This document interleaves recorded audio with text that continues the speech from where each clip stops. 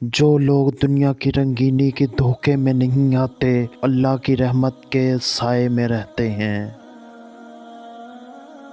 کسی کا اس کی حیثیت سے بڑھ کر عطا کرنا احسان کہلاتا ہے۔ لوگوں سے حسن سلوک سے پیش آنا نیکی ہے۔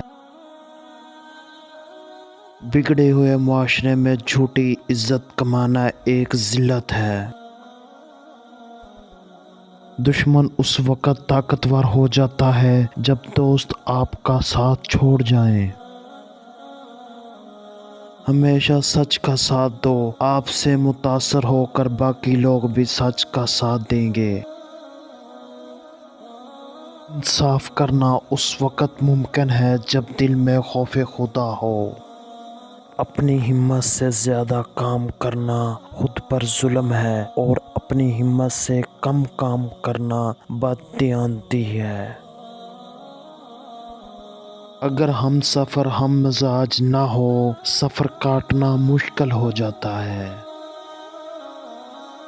دولت، شہرت، عزت، ذلت، امیری، غریبی سب خدا کے ہاتھ میں ہے۔ جو اپنی زندگی سے مطمئن ہے اور حالات کا شکوہ نہیں کرتا، وہ خدا کو مانتا ہے۔ اس وقت سے ڈرو جب اعمال نامہ ہاتھ میں ہوگا اور توبہ کے سارے دروازے بند ہو گئے۔ اپنے لیے خود دعا کرنا دوسروں سے دعا کروانے سے بہتر ہے۔ موت کے وقت آپ ایمان کے جس درجے پہ ہوں گے، اس کے مطابق آپ کا حساب ہوگا۔